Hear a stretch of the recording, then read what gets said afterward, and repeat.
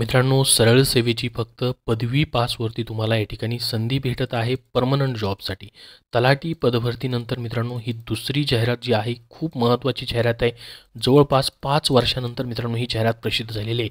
पदवी पासवरती मित्रांनो तुम्हाला पुरवठा निरीक्षक घटकाचं पद भेटतंय, ज्याच्यामध्ये मित्रांनो टोटल 324 जागा आहेत आणि पूर्ण महाराष्ट्रामध्ये मित्रांनो जागा आहेत. पूर्ण महाराष्ट्रामध्ये तुम्हाला कुठेही जॉब लोकेशन भेटेल. तर घटक पुरवठा निरीक्षकसाठी पगार तुमचा 29,200 ते 92,300, तलाठीपेक्षा जास्त पगार या ठिकाणी तुम्हाला भेटतो आणि सर्व भत्ते तुम्हाला भेटतात मित्रांनो. आणि पुरवठा निरीक्षक सोबतच तुम्हाला मित्रांनो उच्चस्तर लिपिकसाठी देखील अप्लाय करता येणार आहे. याच्यासाठी देखील मित्रांनो 21 जागा ज्या आहेत ठेवण्यात आलेल्या आहेत. यालाही टायपिंगची कुठलीही गरज नाही, फक्त पदवी पासवरती ही पदं दोन्हीही भरली जात आहेत. आता मित्रांनो तुम्ही पुरवठा निरीक्षकसाठी फक्त 31 डिसेंबरपर्यंतच अर्ज करू शकता. राहिलेले मित्रांनो एक 4 ते 5 दिवस तुमच्याकडे राहिलेले आहेत. तर 31 डिसेंबर ही लास्ट डेट आहे मित्रांनो, लक्षात राहू द्या. पुरवठा निरीक्षक पद म्हणजे नेमकं काय आहे? बऱ्याच विद्यार्थ्यांना प्रश्न पडलेला आहे की तलाठी तर माहिती आहे, पण पुरवठा निरीक्षक म्हणजे नेमकं काय काम असतं, त्याची माहिती आपण या ठिकाणी पाहूयात. तर बघा मित्रांनो, पुरवठा निरीक्षक ग्रुप सी ची पोस्ट आहे. ग्रुप सी ची जरी पोस्ट असली मित्रांनो, तरी ग्रुप बी प्रमाणे या ठिकाणी मित्रांनो तुमचं काम असतं. खूप महत्त्वाचं काम या ठिकाणी असतं आणि खूप चांगला पगार तुम्हाला असतो. पुरवठा निरीक्षक तुम्ही जर मित्रांनो जॉईन होताय, तर तुम्हाला काम काय असणार? पहिल्यांदा लक्षात घ्या, पुरवठा निरीक्षक हे मित्रांनो अन्न नागरी पुरवठा ग्राहक संरक्षण विभागाअंतर्गत येतं. तर शासनाने निश्चित केलेल्या मानकानुसार शासकीय धान्य गोदामं जे असतात मित्रांनो, रास्त धान्य दुकानं म्हणजे रेशन दुकान जे असतं, आपल्याला माहीत असेल, स्वस्त धान्य दुकान, रास्त धान्य दुकान व इतर तपासण्या करणं व वरिष्ठ कार्यालयास त्याचा अहवाल सादर करणं. तर एकंदरीत मित्रांनो तुम्हाला जी जिल्हा स्तरावरनं मित्रांनो या ठिकाणी धान्य गोदाम असतात मोठे मोठे, ठीक आहे, धान्याचे शासकीय गोदामं जे आहेत, ते धान्याच्या गोदामामधून मित्रांनो सर्व धान्य जे आहे तालुका स्तरावरनं गाव स्तरावरती मित्रांनो जे स्वस्त धान्य दुकान आहेत, रेशन कार्डची जी दुकानं आहेत, तिथं मित्रांनो गाव पातळीपर्यंत धान्य वितरित केलं जातं. तर ते धान्याच्या गोदामापासून ते धान्य वितरणापर्यंत पूर्ण तुमचं मित्रांनो काय असणार आहे, त्याच्यावरती इन्स्पेक्शन असणार आहे. तुम्ही फूड इन्स्पेक्टर, पुरवठा निरीक्षक, एक इन्स्पेक्टर म्हणून या ठिकाणी मित्रांनो काय करताय, काम करताय. सप्लाय इन्स्पेक्टर म्हणून या ठिकाणी तुम्ही काम करताय मित्रांनो. तर रास्त धान्य दुकानं, त्याची तपासण्या करणं, इतर सर्व तुम्हाला जो अहवाल असणार आहे तो वेळोवेळी तुम्हाला वरती वरिष्ठ कार्यालय जे आहे, तर तुमच्यावरती मित्रांनो जे पण पुरवठा निरीक्षक असतात, जे की मित्रांनो सिनियर असतात, त्यांच्यापर्यंत अहवाल द्यायचा असतो, तो जिल्हाधिकारीपर्यंत पोहोचतो. त्यानंतर शिधापत्रिका संबंधित कामकाज तुम्हाला कामकाज पार पाडावं लागतं. शिधापत्रिका म्हणजेच तुमचं रेशन कार्ड. रेशन कार्डबद्दल कोणाची काही तक्रार असेल, रेशन कार्ड बनवायची वगैरे जी कार्यालयीन प्रक्रिया असते, त्याच्यावरती तुमचं सर्व नियंत्रण असतं. कुणी तक्रार केली रेशन कार्ड संदर्भात, तर ती तुम्हाला सॉल्व करावी लागते. तर त्या संदर्भात कामकाज पार पाडावं लागतं. अभिलेख अद्ययावत ठेवावे लागतात त्याचे. त्यांचं सार्वजनिक वितरण व्यवस्थेअंतर्गत राबवण्यात येणाऱ्या शासनाच्या सर्व योजना ज्या आहेत नियमबद्ध पद्धतीने पार पाडणं. आता मित्रांनो वितरण व्यवस्था अंतर्गत एक योजना असतात मित्रांनो, या ठिकाणी जे पण तुमचं धान्य आहे ते कुठली कुठली योजना जे विविध राबवले जातात शासनातर्फे मित्रांनो. स्वस्त धान्य जी योजना आहे किंवा शिधा जो दिला जातो मित्रांनो, त्या संदर्भात जे योजना असतात त्या नियमबद्ध पद्धतीने पार पाडणं. जसं की मित्रांनो आत्ता मध्ये एक योजना आलेली होती मित्रांनो, ज्याच्या अंतर्गत स्वस्त धान्य दिलं जात होतं. ती योजना जी आहे ती राबवणे, त्या योजनेवरती पूर्ण वितरण करण्याचं काम तुम्हाला करावं लागतं. त्याच्यावर इन्स्पेक्शन तुमचं पूर्ण तुम्हाला करणं गरजेचं आहे. त्यानंतर मित्रांनो पुढं म्हटलं आहे की हे सेवा प्रवेश नियम जे आहेत त्या संवर्गाचे कर्तव्य पार पाडणं. तर एकंदरीत मित्रांनो मेन जे काम आहे तुमचं धान्य गोदामं आणि स्वस्त धान्य दुकान आणि रेशन कार्ड, याच्यावरती सर्व कंट्रोल तुम्हाला करायचं आहे आणि त्याच्यावरती काय प्रॉब्लेम आले, कुणाचे काय तक्रारी असतील त्या सोडवणं आणि त्याचा अहवाल जो आहे तो वरती जिल्हाधिकारी कार्यालयापर्यंत पोहोचवण्याचं काम तुम्हाला करणं गरजेचं आहे. त्यानंतर उच्चस्तर लिपिक घटकाचं पद आहे. त्याचप्रमाणे मित्रांनो त्याच्या खालची पोस्ट आहे. पूर्ण ॲडमिनिस्ट्रेटिव्ह वर्क असतो, तुम्हाला एकाच ठिकाणी बसून काम करायचं आहे. तर ऑफिशियल कामं करायचे आहेत. अध्यादेश काढणं असेल, जे मित्रांनो या ठिकाणी देयकं असतील ते पारित करणं असेल, अन्नधान्य खरेदीची मित्रांनो देयकं असतील ते बनवणं असेल, इन्कम टॅक्सबद्दलची कामं असतील, कॅश बुकची असतील कामं, त्याचबरोबर लेखाविषयी कामं असतील, लेखापरीक्षणविषयीची कामं असतील, पत्रव्यवहार करणं असेल, डाळ वितरणासाठी खरेदी करण्याचं असेल त्याबद्दल आवश्यक पत्रव्यवहार करणं असेल, अन्नधान्य खरेदीसाठी मित्रांनो साठवणुकीसाठीची सर्व प्रशासकीय कामं करणं असेल, म्हणजे मित्रांनो एकंदरीत या ठिकाणी नस्ती वगैरे बनवणं, लेटर बनवणं, ही सर्व कामं तुम्हाला लिपिकसाठी करावी लागतील. तर झालं हे मित्रांनो सर्व जॉब प्रोफाईलबद्दल, सॅलरीबद्दल तुम्हाला सांगितलेलं आहे मी.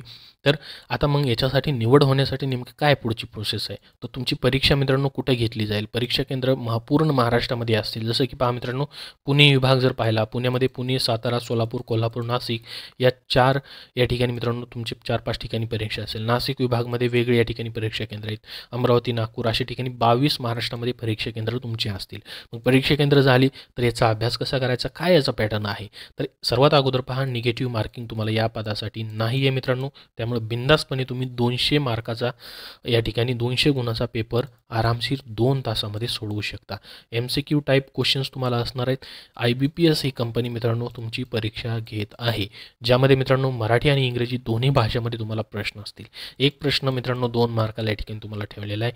तर जसं की पहा, मराठी व्याकरण, इंग्रजी व्याकरण, मराठी शब्दसंग्रह, इंग्रजी शब्दसंग्रह, सामान्य ज्ञान पदवीच्या बेसवरती, बौद्धिक चाचणी व अंकगणित पदवीच्या बेसवरती, हे सर्व तुम्हाला 25-25 प्रश्न प्रत्येक टॉपिकला असतील. 50-50 मार्क, 200 गुणाची परीक्षा तुमची घेतली जाईल. मग नेमकं याच्यामध्ये मित्रांनो तुम्हाला किती मार्क्स घ्यायचे?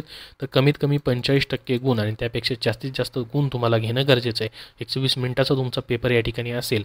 तर आता याच्यामध्ये मग नेमका अभ्यास काय करायचा? जसं मी तुम्हाला सांगितलं मित्रांनो, मराठीमध्ये जर पाहिलं आपण 25 प्रश्न तुम्हाला शब्दसंग्रहावरती असतील, वाक्यरचनेवरती असतील, व्याकरणावरती असतील, म्हणी व वाक्यप्रचार यांचा अर्थ आणि उपयोग करा त्याच्यावरती असतील. उतरावरील प्रश्नांची उत्तरे असतील.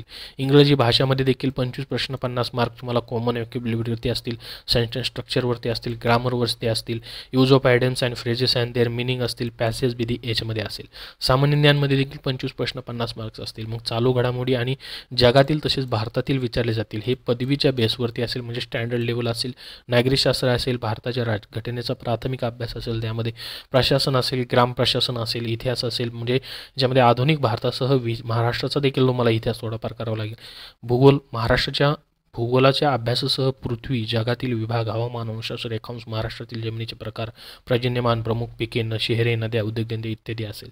अर्थव्यवस्था जर पाहिला, अर्थव्यवस्थेमध्ये भारताची अर्थव्यवस्था, मग राष्ट्रीय उत्पन्न, शेती उद्योग, परकीय व्यापार, बँकिंग, लोकसंख्या, दारिद्र्य, बेरोजगारी, मृदा आणि राजकोषीय नीती इत्यादी प्रश्न असतील.